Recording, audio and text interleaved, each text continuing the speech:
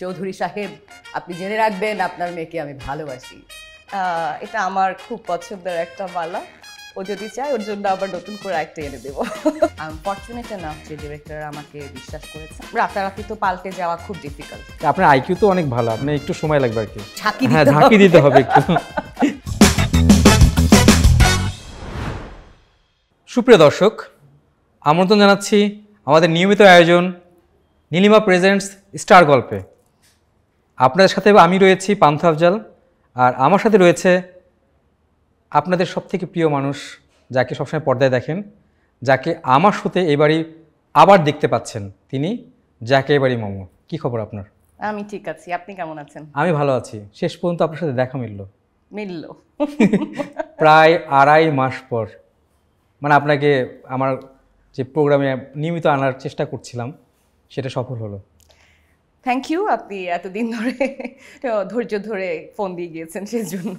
না, আমি জানি খুব ব্যস্ত, আর ঈদ যেহেতু সামনে, আপনার কাজের পরিধি তো অনেক বেড়েছে এবং কাজও হয়েছে।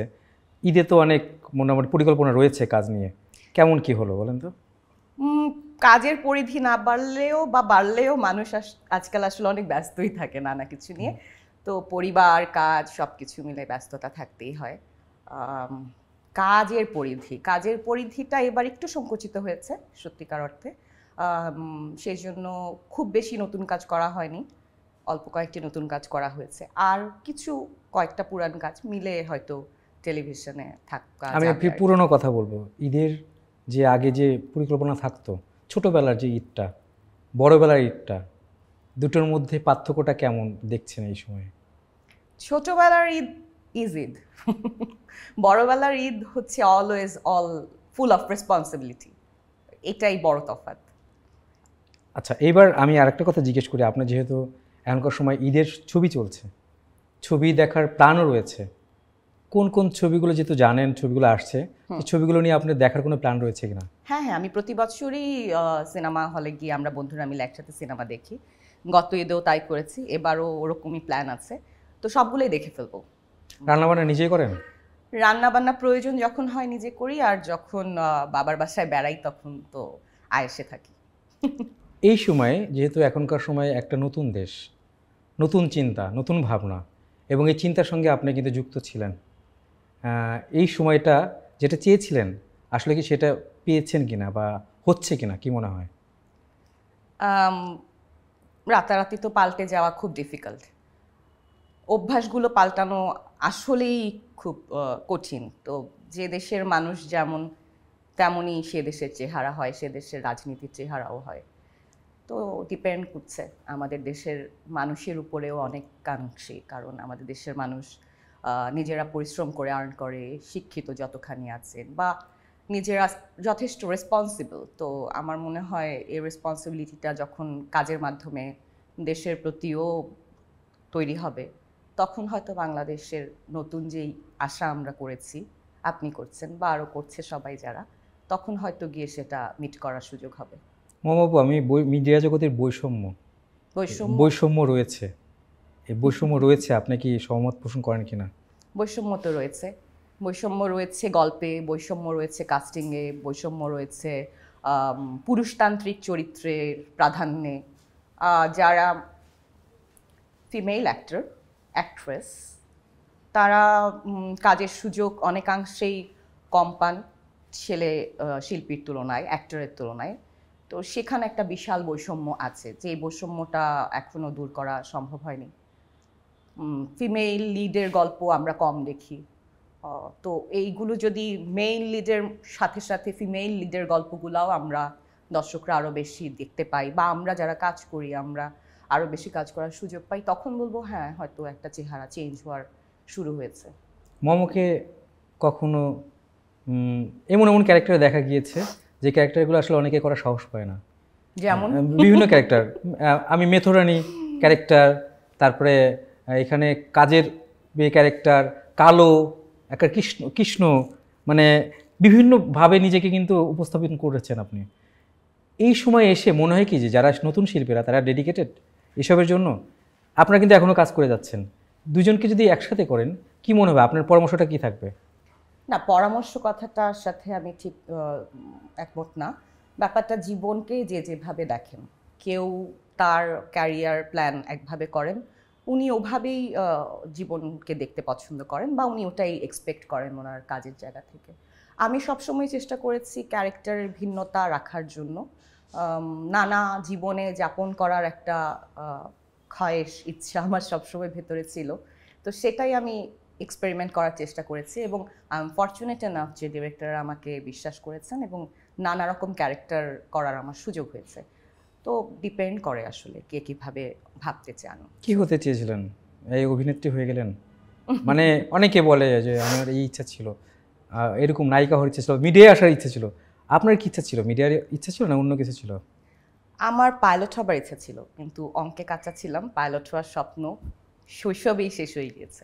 আপনি একটা বিউটি কন্টেস্টের মাধ্যমে পরবর্তীতে এসেছেন এবং হুমায়ুন আহমেদের হাত ধরে দারুচিনি দ্বীপে, এবং আমরা গ্রিন রুমে বলছিলাম যে প্রায় 17 বছর হয়ে গেছে। মানে ভাবলে, মানে ওই সময়টার ভাবনা এখন যদি ভাবেন কেমন লাগছে? ওই কিছু স্মৃতি। না, ওই সময়টা সবসময় আমার জন্য আলাদা হয়ে থাকবেন। হুমায়ুন আহমেদ স্যারের সাথে দেখা হওয়ার সুযোগ হয়েছিল 1 বা 2 বার, যেহেতু উনি রাইটার ছিলেন, ডিরেক্টর ছিলেন তৌকির আহমেদ ভাই।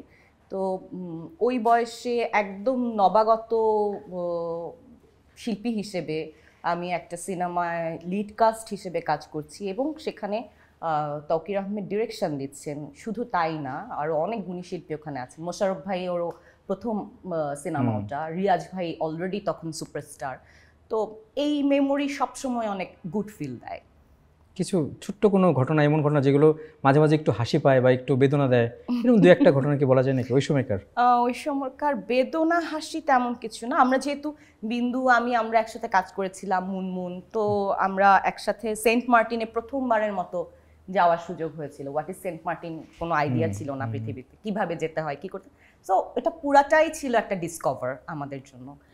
পুরো জার্নিটাই ওই সেন্ট মার্টিনে ছেড়া দ্বীপে শুটিং করার প্রায় 7-8-9 দিন সম্ভবত। পুরোটা সময় মানে ইটস রিয়েলি বিউটিফুল।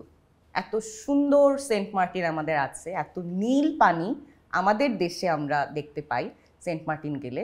এবং প্রথমবারের মতো আমি ফসফরাস জ্বলতে দেখেছিলাম চাঁদের আলোতে। সেই ফসফরাস হাতে নিয়ে এরকম করার পরে দেখলাম হাতে নীল লেগে গেল। মানে এটা অভূতপূর্ব একটা অনুভূতি। মানে যখনই আমার মনে হয় তখন আমার ওই গুজবামটা হয়।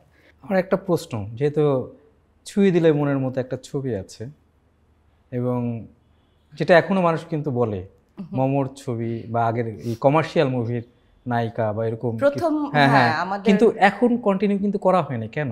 কোনো আক্ষেপ থেকে বা কোনো ক্ষোভ থেকে বা কোনো বিষয় ডিজার্টেড হয়ে করা হয়েছে কিনা?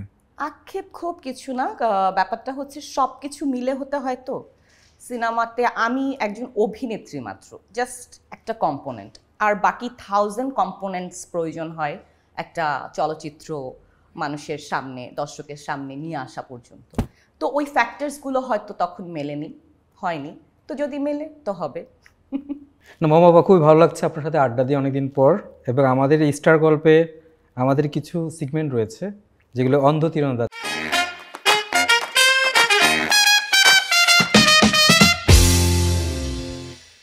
চোখ বেঁধে দিলে আপনার ধরেন ওই সামনে কিছু দিয়ে দেওয়া হবে ঝুড়িতে, বলতে হবে যে এর মধ্যে কি কি আছে।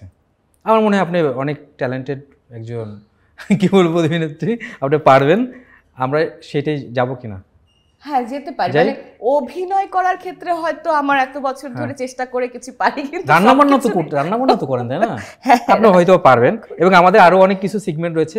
আসলে আমরা চাচ্ছি একটু ভিন্ন টাইপের প্রোগ্রাম করতে, যেখানে একটু টুইস্ট থাকে। আমরা একটু যাই। আপু, আমি তাহলে বেঁধে দিলাম। হ্যাঁ, একটু হালকা করে দিচ্ছি। আমি জানি আপনি দেখবেন না, চুরি করি না। হ্যাঁ, এটা দেওয়া। আমার ভাতিজা বলে, ফুপি ইউ নো না I don't lie, you know না আই ডোন্ট লাই। আচ্ছা, আমি আপনার ঝুড়িটা আপনার হাতেই দিচ্ছি, একটু হাতে ধরেন আর এক একটা করে বলে আপনি বাম পাশে রেখে দেবেন। তরকারি? হ্যাঁ, আপনি বলেন আপনি কোনটা বলবেন, যদি কনফার্ম হন রেখে দেবেন। এটা বোধ হয় মালটা জাতীয় কিছু নাকি? আমি এখন বলবো না, কনফার্ম হওয়ার পরে। এটা আপেল? বাহ, কি ট্যালেন্টেড মহিলা। এটা বোধ হয় নাশপাতি হতে পারে আপেলের মতো। আচ্ছা, বাহ, সব দেখি পারছে আর কি। এটা কি? মিষ্টি আলু, মিষ্টি আলু হতে পারে। এটা কি? এটা ঝড় এলো এলো ঝড়। কি আম পড়া পড়া এই সিজনে এআই এই সেজন্যই বলি, মানে ছোট ছোট নতুন কচি আম। কি জিনিস এটা? তো খাওয়ার কিছু না বোধহয়, হ্যাঙ্গার জাতীয় কিছু। দা, আচ্ছা এটাও তো অন্য কিছু, এরকমই কিছু। এটা কি? এটা কি মানে বাচ্চারা যে খেলে ওরকম প্লাস্টিকের কোনো খেলনা? হ্যাঁ প্লাস্টিক। হ্যাঁ, কিন্তু এটা কি? এটা কি? এটা এটা কি ডাইনোসর? না, ডাইনোসর। হাতি হতে পারে, হাতি। এটা সবই পারছে দেখি। এটা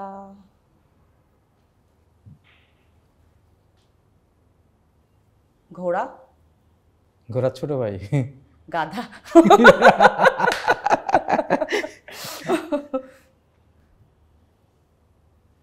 এ আবার কি? না, আবারও হাতি। কঠিন না কিন্তু, পারা যায়। কঠিন না কিন্তু দেখলে পরে কঠিন না, না দেখলে পরে তো কঠিন। এই কি? এটা হচ্ছে ফেস, এটা টেল। পাগুলো এত বড় কেন? তো কুমির না। দেখি এটা পরে আবার ট্রাই করব। এটা জিরাফ। ওকে,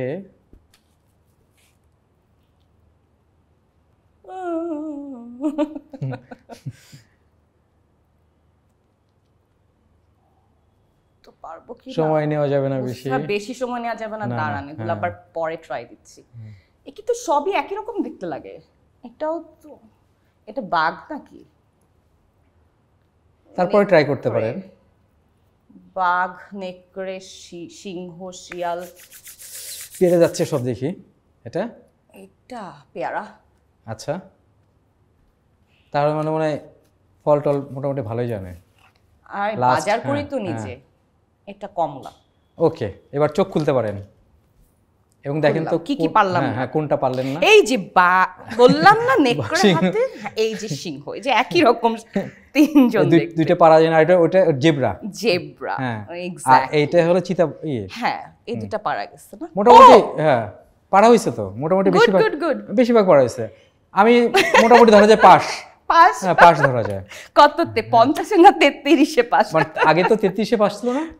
50-এও পাস আছে। 50-এ পাস। এই আচ্ছা, যে যাক, থাকলো। খুব ভালো। কঠিন একটা হলো, মোটামুটি খেলা হলো অন্ধ তীরন্দাজ। কেমন লাগলো জানি না, মনে হয় হ্যাঁ ডিফারেন্ট একটু টাইপের। আমি আবার একটু ফিরে আসি মিডিয়াতে। মমাপু, ধরেন আপনি দীর্ঘদিন কাজ করেছেন, অনেক বছর হয়ে গেল। অনেকে আবার কি, বেশিরভাগ নায়িকাদের ক্ষেত্রে বা অভিনেত্রীদের ক্ষেত্রে বয়স যত বাড়ে, হ্যাঁ, তার ধরেন অনেকে ওই তার ক্যারেক্টারটা ছোট মানে কম হয় বা কাজটা কমে যায়, হ্যাঁ। কিন্তু একটা বিষয় হলো, তাদের তো স্টার নায়িকা, তাদের তো নিজে অনেক টাকা, জামা কাপড়, কস্টিউম, ঘোরাফেরা, অনেক টাকা খরচ করতে হয়। তা এই জায়গাটা মেনটেন করার ওয়েটা আসলে কি? আপনি কীভাবে করেন জানি না, কিন্তু এখনকার সময় যারা যারা করছে আসলে এটা খুব ব্যয়বহুল না এই লাইফটা? আমার জীবনে ব্যয় খুব কম, আমি আমারটা বলতে পারি। অন্যদেরটা তো আমার বলা সমীচীন হবে না। আমি আসলে খুব বেসিক লাইফস্টাইলে ইউজ টু, তো আমার জন্য খুব তারতম্য হয় না। হ্যাঁ, সময়ের সাথে সাথে তো মানুষের ফেসটা চেঞ্জ হয়, এবং চেঞ্জটাকে মেনে নেওয়াও একটা, মেনে নেওয়া না মানে মনে নেওয়া গ্ল্যাডলি, যে I am not 25 at all, এটা সত্যি। এবং এই সত্যিটাকে সুন্দরভাবে নেয়া আমার মনে হয় প্রত্যেকটা মানুষকেই পজিটিভ ভাইব দেয়, হেল্প করে। আর হ্যাঁ, যা বলছিলেন সময়ের সাথে সাথে কাজ কমে যায়, এটা আমাদের মতো দেশে ছোট ইন্ডাস্ট্রি হওয়ার কারণে বিষয়টা খুব এখনও একটা ধ্যান ধারণাটা অনেক বেশি লিমিটেড জায়গায় রয়ে গেছে। না মানে প্রেমটা কেন শুধুমাত্র 20 থেকে 25 বছর বয়সের গল্পেই হতেই হবে। হ্যাঁ, প্রেম তো 40 ঊর্ধ্ব গল্পেও থাকতে পারে, কাস্টিং তো সেভাবেও হতে পারে, কিংবা মনে করেন অন্যান্য চরিত্রের গুরুত্ব প্রাধান্য দিয়েও গল্প তৈরি হতে পারে। যেটা আমি বলছিলাম যে ফিমেল কাস্টিং এর ক্ষেত্রে মানে ফিমেল লিড গল্প আমাদের কম হয় বলে আমরা হয়তো এভাবে মানে লিমিটেড হয়ে পড়ি, কিন্তু ওই লিমিটেশনটা দূর করতে পারে আমাদের ইন্ডাস্ট্রির ভালো রাইটাররা, ভালো প্রডিউসাররা এবং ভালো ডিরেক্টররা। সো ইন্ডাস্ট্রির গ্রোথের উপর ডিপেন্ড করে বাকি সব কিছু। আপা আমি একটু আপনার ফেসবুকে একটু ঘাটছিলাম,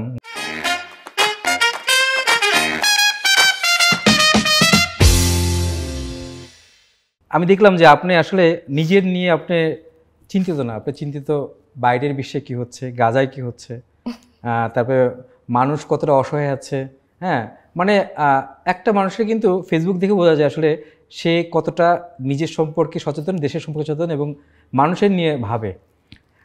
আপনার এখানে আমি এই যে দেখছি যে এইগুলো গাজার বিষয়টা নিয়েও দেখছি, আমি একটু জানতে চাই যে আসলে এইসব বিষয়টাকে আপনার দিক থেকে মানে কি মনে হয় যে এটা কি থামবে কি থামবে না, বা এই বিষয় কি চলবে? এই পরিস্থিতি সব দেশেই কিন্তু একই রকম।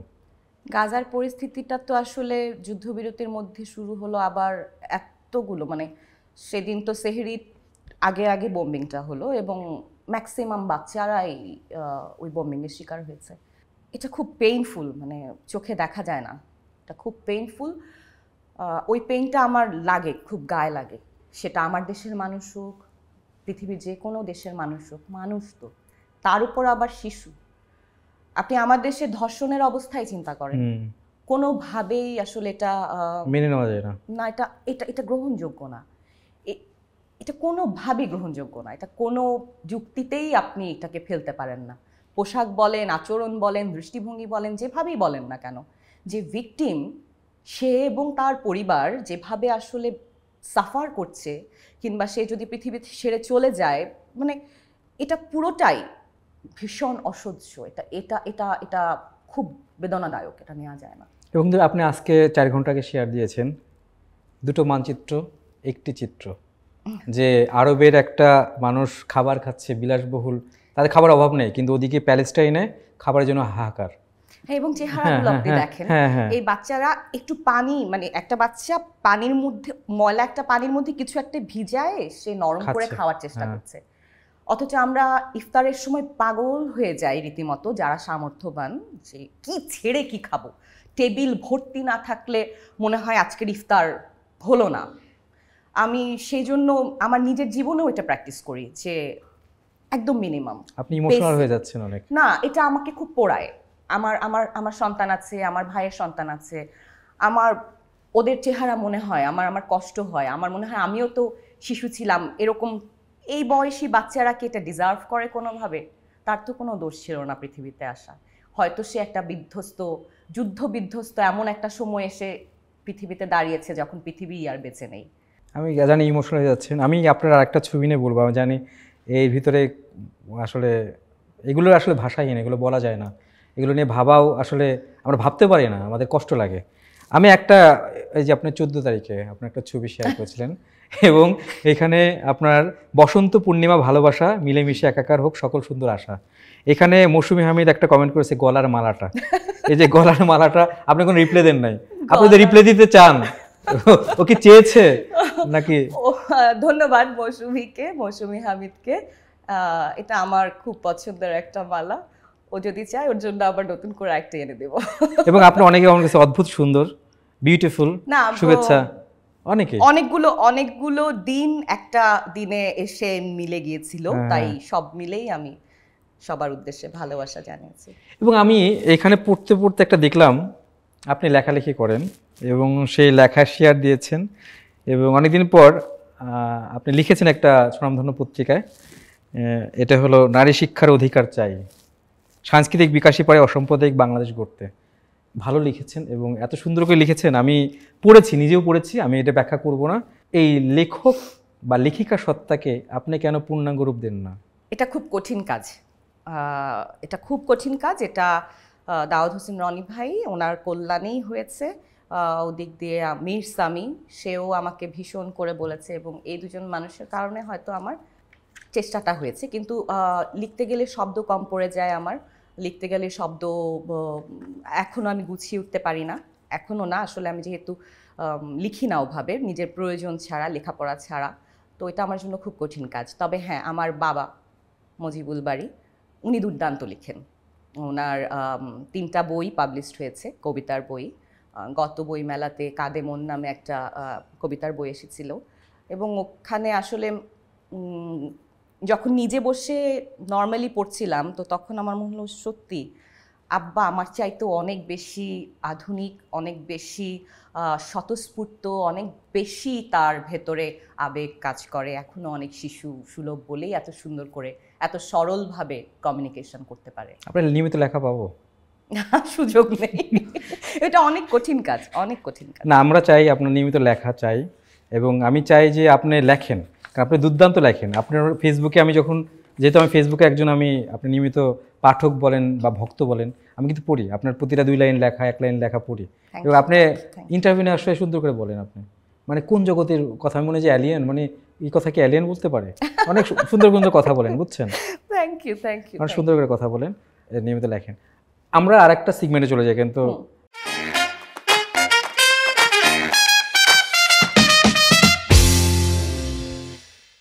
যেহেতু আমরা চাচ্ছি একটু টুইস্ট দিতে, একটু গল্প করতে, স্টার, যেহেতু স্টার গল্প, স্টার সাথে একটু গল্প করতে, সাথে একটু মজা করতে। ধাঁধা, আমি জানি আপনার আইকিউ অনেক ভালো, কারণ আপনি যেহেতু ট্যালেন্ট হান্ট থেকে এসেছেন।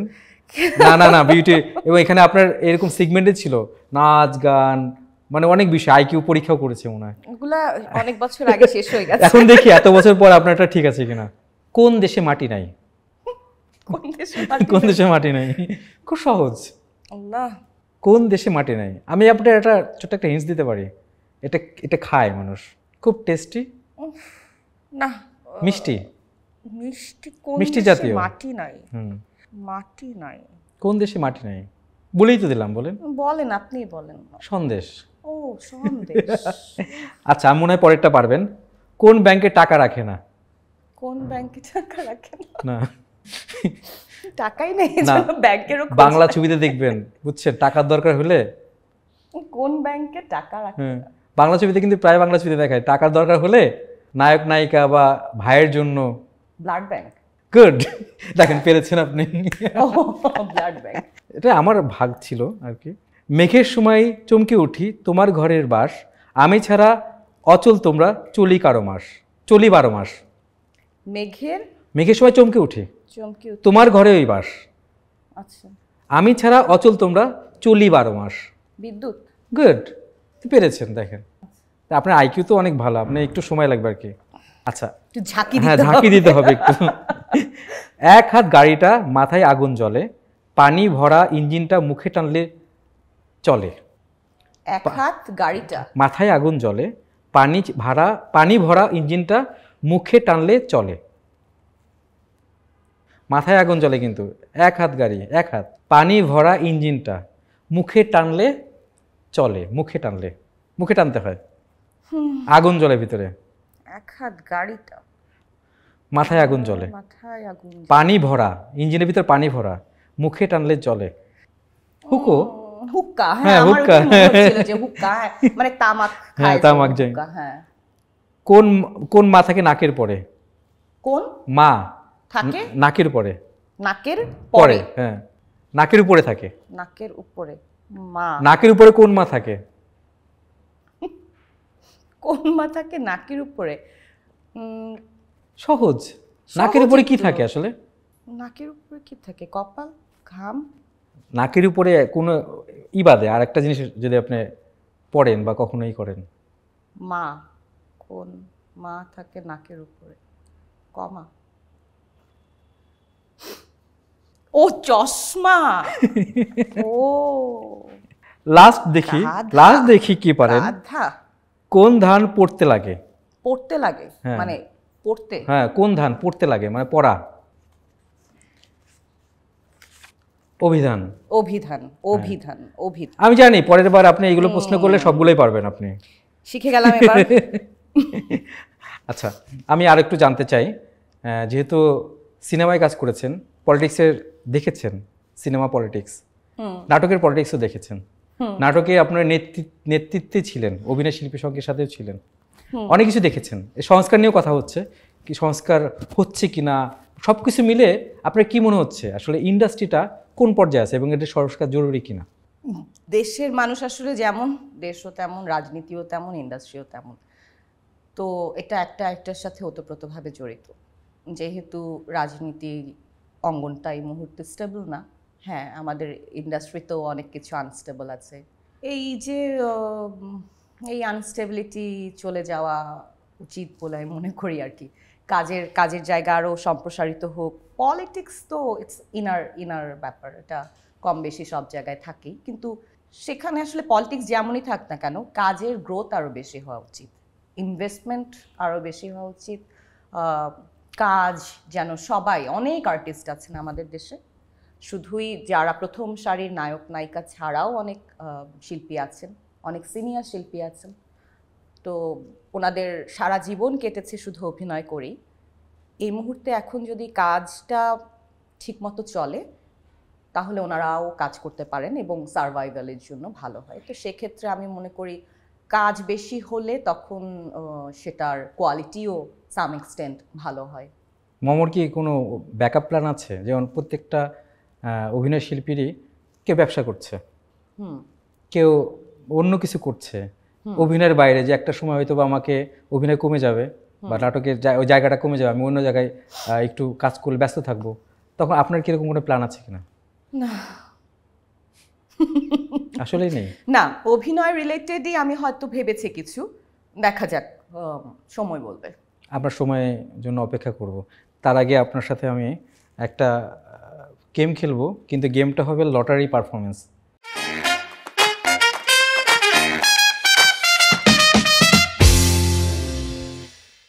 যেটা আপনার অভিনয়ের বাইরে বা আপনার নিজের যে পেশায় থাকেন তার বাইরে যে কোনো কিছু আপনি করতে পারেন। আমি জানি আপনি ভালো গান পারেন, আমি জানি ভালো আপনি আবৃত্তি পারেন, আমি জানি ভালো আপনি অভিনয় করতে পারেন, মিমিক্রি করতে পারেন, আমি জানি আপনার কাছে কোনো কিছুই অসম্ভব না। আমরা দেখি যে কি আপনার ভাগ্যে কি ওঠে, দেখি আগে অনেক একটু দেখি। এইটা হলো আপনার জন্য, এই যে এখান থেকে আমি একটু নাড়াচাড়া দিয়ে করে দিচ্ছি। আপনি চোখ বন্ধ করতে হবে না, কিন্তু এখান থেকে একটা বেছে নেন। যাত্রার ডায়লগ। ও, আপনি পারলে আরেকটা চুজ করতে পারেন। যাত্রার ডায়লগ আরেকটা চুজ করতে পারেন। আমি দেখি, যাত্রার ডায়লগ মনে তো নাই কোনো যাত্রার, ওরকম যাত্রা তো করা হয়নি। চৌধুরী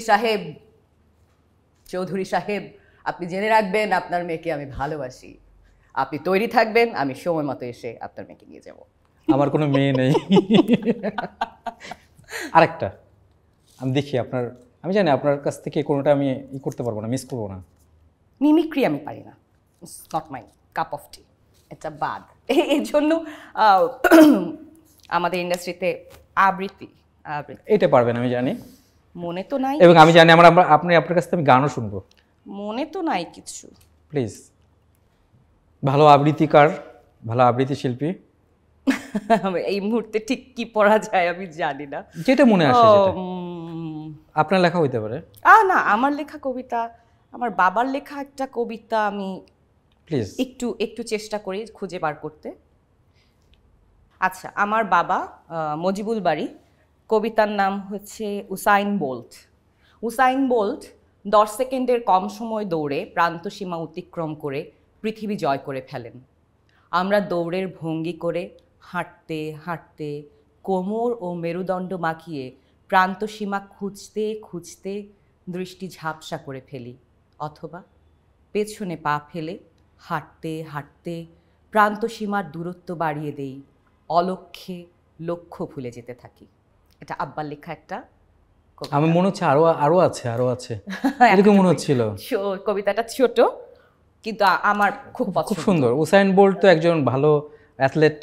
হ্যাঁ, মানে আব্বা যে আসলে ফিলসফিটা বলতে চেয়েছেন অল্প শব্দে খুব সুন্দর করে বলা হয়েছে বলে আমার মনে হয়। আপনি আমার বাবাকে খুব ভালোবাসেন। নির্ঘাত বাবা মাকে তো, বাবা মানে আমি কম্পেয়ার করছি না, কিন্তু বাবাকে বেশি আপনি করেন।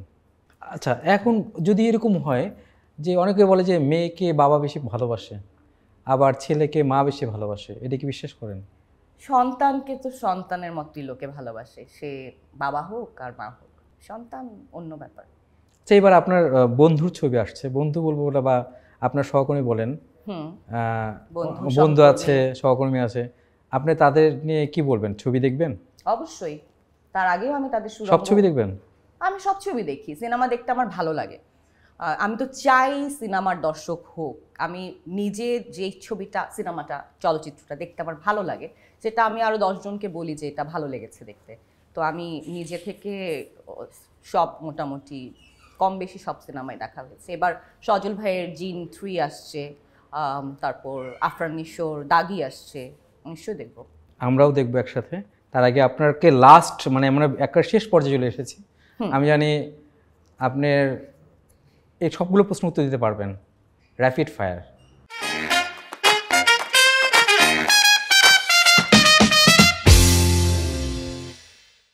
মানে গুলি করব, কিন্তু আপনি প্রতিহত করবেন। মারা যাব না। না, মারা যাবে না, প্রতিহত করবেন।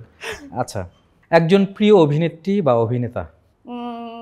নাসরুদ্দিন শাহ। আপনার হাতের কোন খাবারটি সবার পছন্দ? আমি ঠিক জানি না, আমার নিজের ভালো লাগে মাছ রান্না করতে, আমি মাছ পছন্দ করি। আপনি ইউটিউবে বা গুগলে সার্চ করেন কোনটা বেশি? ইদানিং আমি হ্যান্ড প্যান সাউন্ডটা আমার খুব পছন্দ এবং আমি এটা শিখতে চাই। কোন দেশ আপনি ঘুরতে খুব পছন্দ করেন বা ঘুরতে যেতে চান? সারা বিশ্ব ঘুরতে যেতে চাই। আপনার যদি 400 কোটি টাকা যদি দেওয়া হতো, আপনি এইগুলো দিয়ে কী করতেন? দেশ পরিষ্কার করার কাজে লাগাতাম। মোহাম্মদ হেটার্স বেশি নাকি লাভার্স বেশি? আমি তো আমার হেটার্সদেরকেও ভালোবাসি, লাভারদেরকেও ভালোবাসি, তো আমার জন্য ভালোবাসা বেশি। আপনার কোন অভ্যাসটি পরিবর্তন করতে চান? অনেক অভ্যাসই পরিবর্তন করতে চাই, করিও। আমার যেটা মনে হয় ঠিক না করা, সেটা আমি চেঞ্জ করি। আমার সব কিছুর পরও আমার এক ধরনের আলসেমি আছে, যেটা আমি আস্তে আস্তে কাটাতে চাই। আমি এক একজনকে নাম বলবো, আপনি তাদের একটা করে বিশ্লেষণ করবেন। আরিফিন শুভ। Hero, wow. জায়েদ খান। অবশ্যই হিরো। নোবেল। আমার দেখা বাংলাদেশের মানে সেই মানুষটা যাকে আমরা দেখে ইন্সপায়ার্ড হয়েছিলাম, নোবেল ভাই, মোয়াপা, সুপার পারসন যাকে দেখে ইন্সপায়ার হওয়া যায়। আপনার কথা মনে পড়লে একজনের কথা মনে পড়বে, অপূর্ব। অপূর্ব, অপূর্ব, অপূর্ব। নিশো। নিশো অভিনেতা, হিরো। শাবানা। ও আমাদের দেশের cult Shabnur. Shabnur I love. উনি এত এক্সপ্রেসিভ এবং ওনার সময়ে উনি দুর্দান্ত কিছু কাজ করেছেন বাংলা সিনেমায়। মৌসুমী। সেই সেই কেয়ামত থেকে কেয়ামত, যাকে দেখে আমার মনে হয়েছিল উফ, ও যাকে দেখে আমি প্রথম চুল কেটেছিলাম, এরকম মৌসুমী কাজ। বাহ বাহ। মৌ। মানে আমার জীবনের যে সেই মানুষটা যার কাছ থেকে আমি এখনো শিখি, she is ultimate Diva. I love and respect her. আমি এখন দুইজনের কথা বলবো। Mehazabien. Brilliant, she is brilliant. নতুনের মধ্যে যদি বলি টোটিনি। টোটিনি খুবই সুন্দর, cute, her smile is very catchy এবং কি বলবো, সংক্রামক। আচ্ছা, শেষ হলো, প্রিয় পরিচালককে? অনেকে আছেন প্রিয় পরিচালক। আমার নিপুণ ভাইয়ের সাথে কাজ করার সুযোগ হয়েছে, আমার ওনার সাথে কাজ করে ভালো লেগেছে। আমার ভিকি জাহেদের সাথে কাজ করে ভালো লেগেছে। শিহাব শাহিনের কাছ থেকে অনেক কিছু শিখেছি। তো এক একজন আসলে এক একভাবে কন্ট্রিবিউট করেছেন আমাকে, আমার জানার ক্ষেত্রে ওনারা অনেক সাহায্য করেছেন। মোমাপু, খুবই ভালো লাগলো আপনার সাথে আড্ডা দিয়ে। আমি জানি এই আড্ডা শেষ হবার না, এবং আমি এর আগেও আপনার সাথে আড্ডা দিয়েছি, মনে হয়েছে কিছু বাকি থাকলো, মনে হচ্ছে এটা শেষই হবে না। আমার মনে হচ্ছে যে আরও কয়েকটা এপিসোড করলেও শেষ হবে না। খুবই ভালো লাগলো, এবং আমি ডাকলে আপনি চলে আসেন। জীবনের তো এটাই, মানে ভালো লাগাটাই থেকে যায়, মুহূর্তটুকুই জীবন। আপনার যে হাসির মতো, আপনি সুন্দর থাকুন, অলওয়েজ সুন্দর থাকুন, এবং আপনার দর্শকের উদ্দেশ্যে যদি কিছু বলেন। দর্শকদের উদ্দেশ্যে আমি বলতে চাই, আপনারা যেভাবে ভালোবাসা আমাকে দিয়ে এসেছেন এতদিন, এখনও ভালোবেসে যাচ্ছেন, আমি আপনাদের সকলের প্রতি কৃতজ্ঞ। আপনারা সুন্দর থাকবেন, রমজান মাস চলছে, আপনারা নিশ্চয়ই সবাই সুস্থ আছেন, রমজান পালন করছেন, এবং সামনে ঈদের সময় আমরা অনেক ব্যস্ত হয়ে পড়ি, অনেক প্ল্যান করি, আমরা করতেই হয়, কিন্তু আমার কেন যেন এবারের ঈদ প্ল্যানটা করতে ভালো লাগছে না। আমার দেশের নানা ধর্ষণ একটা বড় ট্রমাটাইজ ব্যাপার, যেটা আমাকে ভীষণ আহত করেছে। গাজার শিশুদের দিকে তাকালে মনে হয় ইফতারও করতে পারছি না। তো এই হচ্ছে আমার এবারের ঈদের অবস্থান। আমি হয়তো সেই জায়গা থেকে নিজেকে বিরতই রাখবো। তো আপনারা যারা সুন্দরভাবে ঈদ করছেন, সবাইকে নিয়ে সুস্থভাবে এবং নিরাপদ ঈদ করবেন, যাতায়াতে সাবধান থাকবেন, আর অনেক ভালো থাকবেন। ঈদ মোবারক। থ্যাংক ইউ আপনার জন্য সো মাচ। Thank you. একটু বসি। হ্যাঁ, এই হলো নীলিমার প্রেজেন্স। যে আমাদের এটা পোশাক ব্র্যান্ড, একটা একটা ব্র্যান্ড শুরু করেছে। আমার আসলে ঈদের শপিং আমার করার কোনো প্ল্যান নেই, তারপরেও আমি ঈদের গিফট পেয়ে গেলাম। Thank you. অনেক ধন্যবাদ। আমরা শেষ করব আপনার, যেহেতু আপনি অনেক মিষ্টি গান করেন, সুন্দর গান করেন, আপনার সাথে সামনাসামনি বসে গান শুনবো এবং দর্শকদের সাথে শেয়ার করবো। প্লিজ একটা গান। কি বিপদ, আমি এইভাবে হুট করে বলে না, কারণ আমি তো মানে গাওয়ার লোক না, দরকার পড়লে ক্যারেক্টারে গাই, সেটা আলাদা। আমরা জানি আপনি চমৎকার গান করেন। কি যেন একটা গান মাথায় ঘুরছে, কি যেন গান ঘুরতে থাকে, ভুলে যাই। উফ, আমাকে একটু সময় দেন। গানের নাম কি? উফ? গানের নাম না, গানের কি নাম সেই তো ভুলে গেলাম। ডিফিকাল্ট, এত গান পছন্দের তালিকায়, কিন্তু বললে পরে আর মাথায় থাকে না। কি গাইব বলেন? নীল নীল আকাশে কাছে আজ যাওয়া চাই, স্বপ্নের রঙে আজ মনে রং মাখা চাই, সাড়া দাও।